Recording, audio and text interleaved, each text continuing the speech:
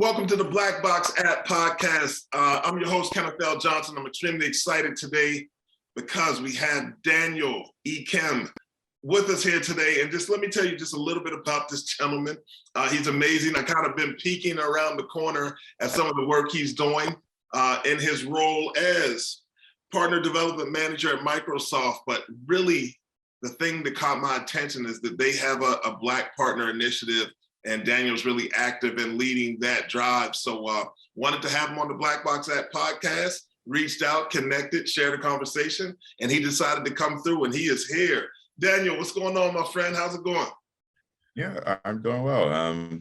It's Thursday, Friday Junior, and just happy to be here on the podcast with you.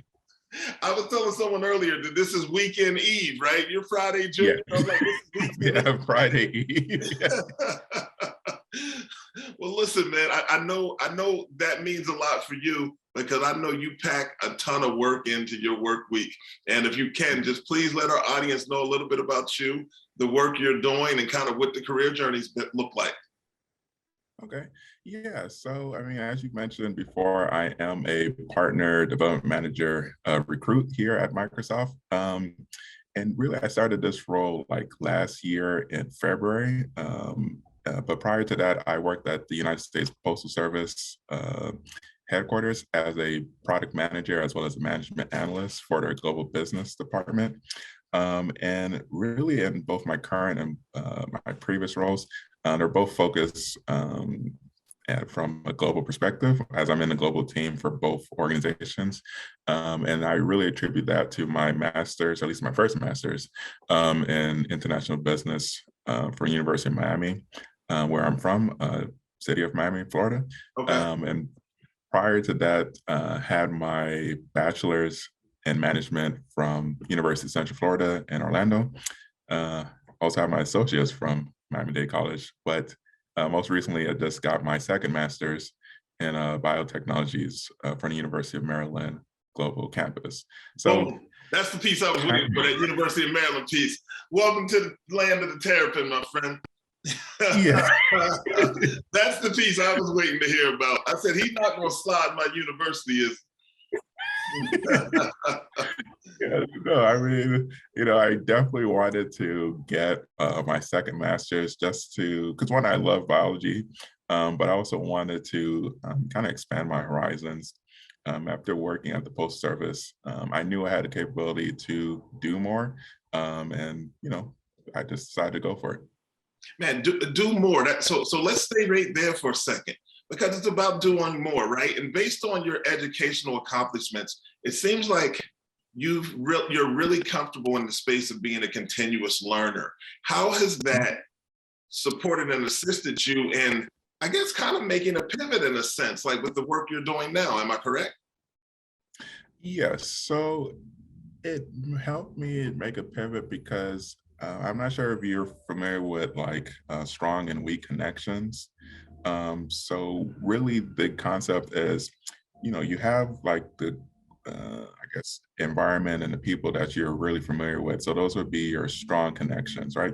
But really, when you think about it, it's those weak connections, the things you don't really know too much about, that lead to more opportunities because you have an opportunity to grow in those spaces. So kind of like being in a small fish in a, I guess, small pool and going to a bigger ocean, you have more opportunity to grow.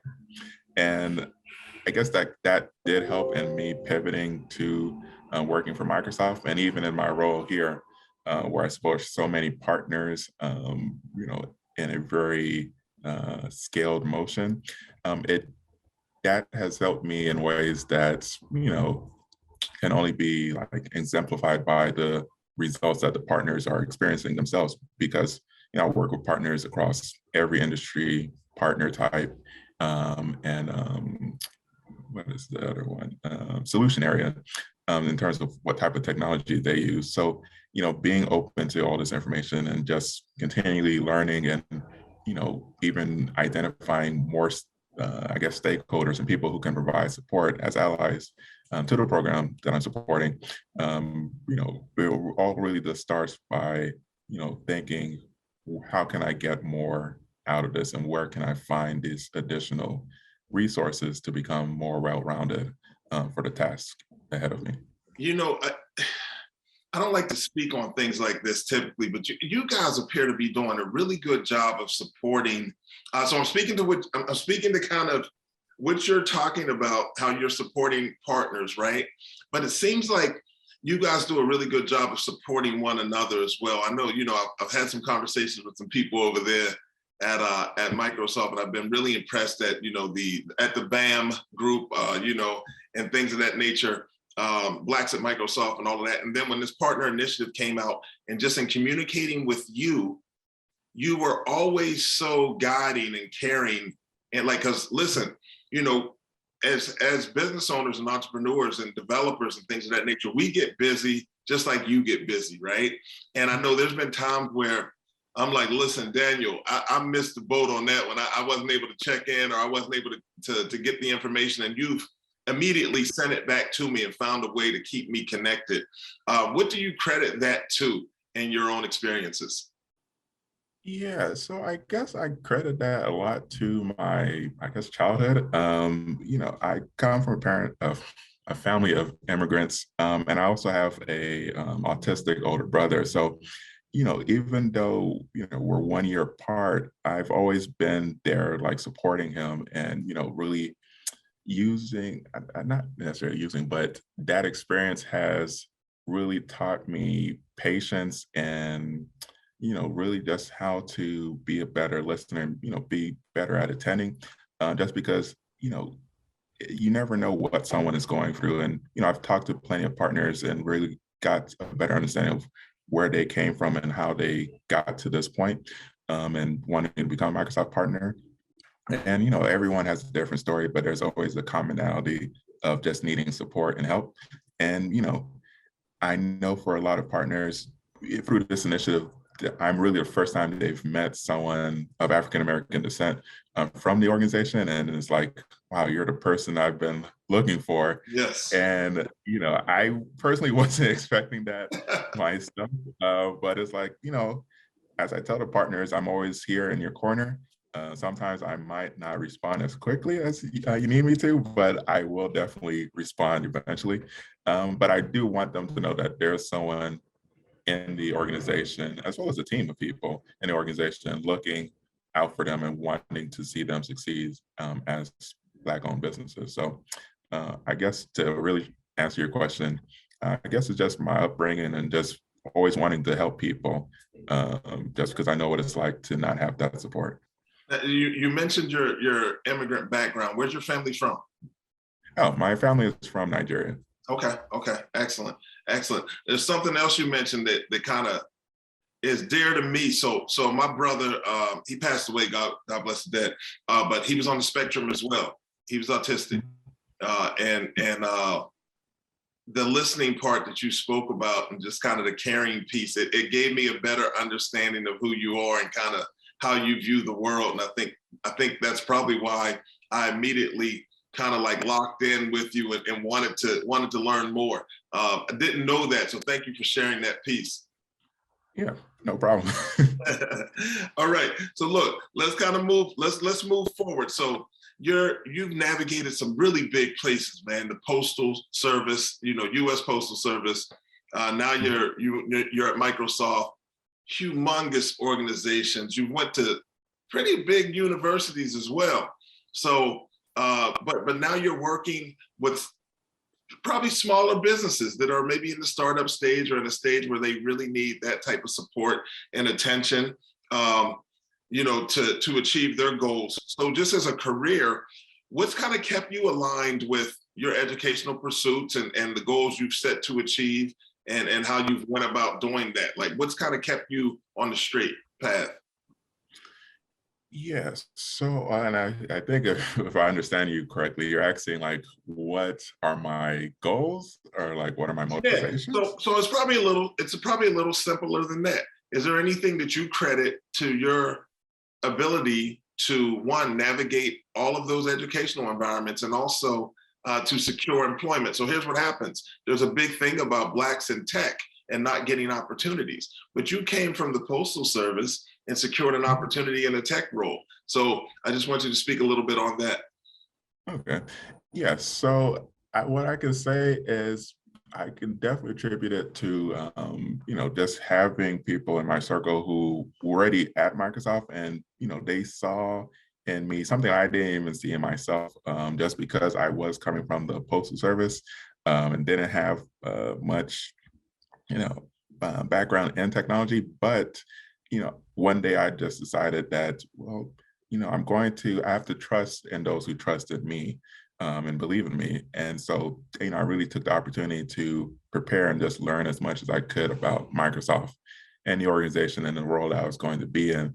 And, I had to leave the rest to faith and to God, Yes. to guide me through. I have a very supportive wife, who was also there, and my family overall who were there to support me and believed in me.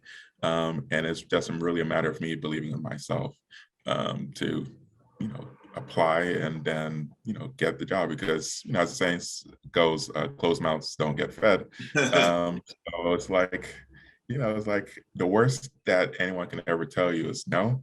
But I would rather hear that than imagine that as a possibility. So I think that answers one part of your question, but in terms, yeah, keep going. Okay. Okay. So in terms of the education, definitely the Nigerian expectations. If you've ever met any Nigerian, their education is the number one thing. Got it. I remember talking to one of my close friends this past Christmas season, and he joked about how his father kind of came to him and the rest of his siblings, like, which one of you is going to get your doctorates now? And we were just like laughing. It was like, yeah, I hear that. So I attribute that, but in addition to that, I think that in the world we live in today, things are changing so much that it's kind of hard not to want to get more educated, just because you never know what the next possibility is, and you want to make sure that you're prepared for that opportunity.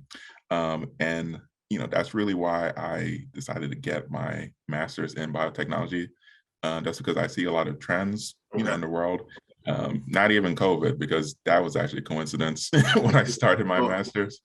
But I feel like there hasn't been enough attention in the life sciences space, but that there's still a lot of opportunities there, and I just want to prepare myself for those opportunities when they arrive.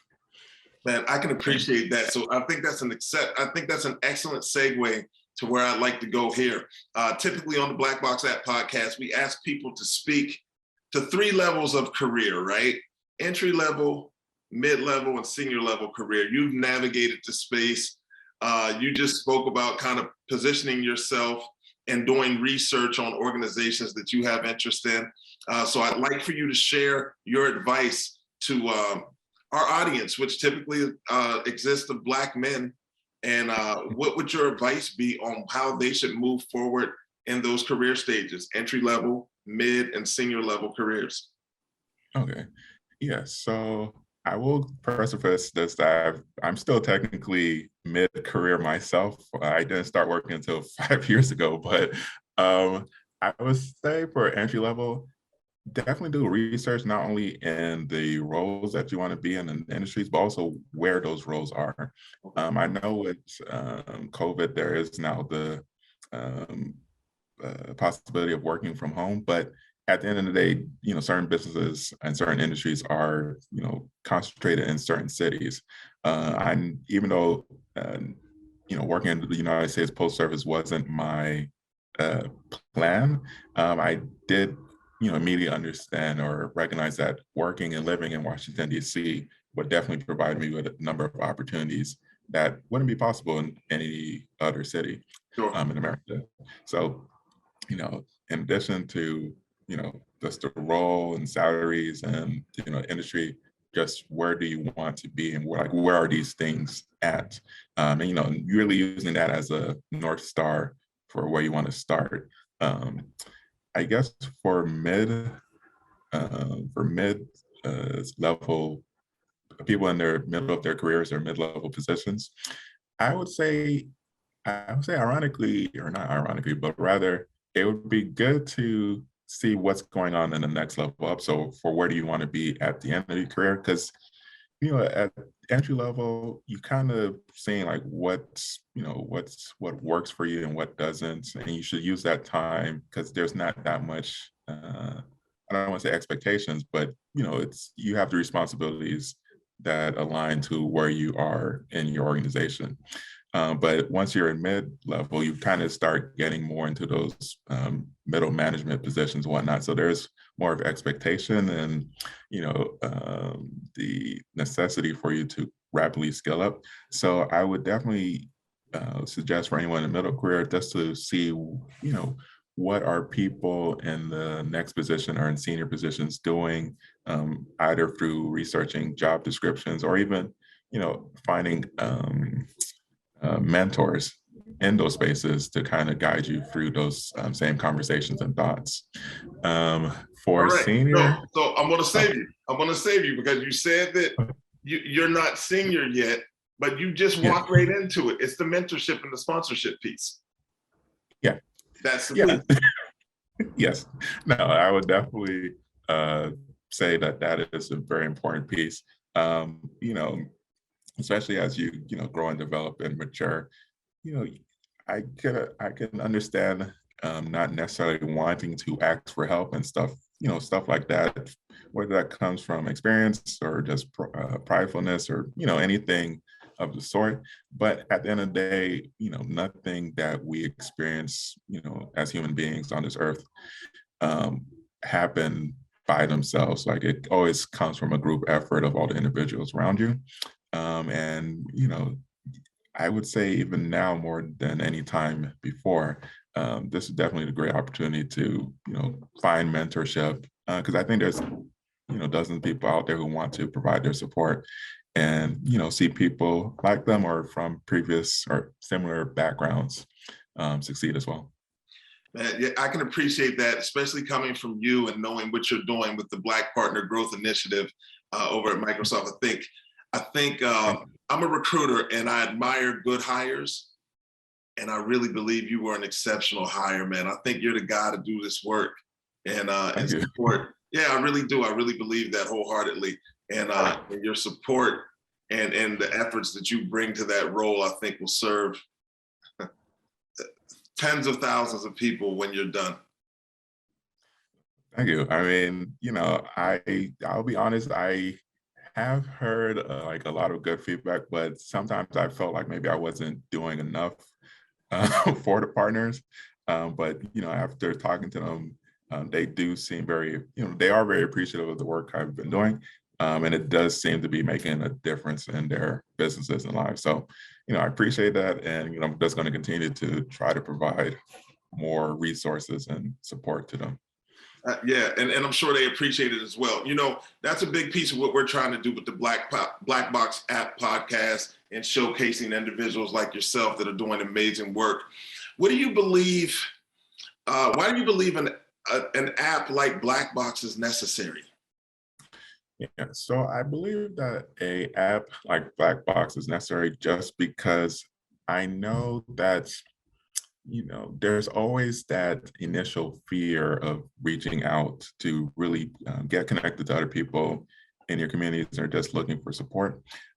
Sometimes it could be for the reason I mentioned before, or it could just be like fear like of the unknown, really. And I think like that's really where most fears start from, just unknown. But I think that apps like Black Box provide opportunities for that information that was always out of reach to become reachable, through people in your own communities or even in other communities, but still share a common background, experiences, so that you can find that community where you can not only belong but flourish and thrive as well. And I mean, with COVID and everyone being at home, I mean, if you can't meet in person, you might as well find an app where you can create a community too. It makes it different, right? Well, the app and then platforms like LinkedIn and other platforms out here, just social media in general, really allow you to tap into people that prior to this time, you weren't able to connect with people as seamlessly. So I think that's a great way to kind of close this out. How do you suggest the listeners and our audience stay connected to some of the work you're doing? Oh, yeah. Okay. Well, that's easy. LinkedIn, of course, Microsoft owns LinkedIn, so it's not a sponsored ad or anything. But I'm always looking for new partners to support. We have a LinkedIn group for the Partners Rating Initiative, and anyone who follows me or is connected to me, you constantly see the work we're doing. I actually have a bunch of posts that I'm going to be publishing later today. But yeah, LinkedIn is where I'm at. And if you ever interested in joining the initiative, feel free to reach out to me because as our strategic lead has said, I've spoken to over 500 partners at this point, and we're only halfway through our goals. So yeah. We're coming. Just give us a minute. We're coming. Listen, I want to thank you for your time, man. I really appreciate you and the work you're doing. It's been amazing to just take a peek into knowing you. So I thank you for the opportunity to do that. Thank you for supporting the Black Box app and the Black Box app podcast. Daniel Ikem, this has been amazing, man. I love the work you're doing once again with Microsoft and Black Partner Growth Initiative, and I wish you continued success, my friend. All right. Thank you. You too. Take care.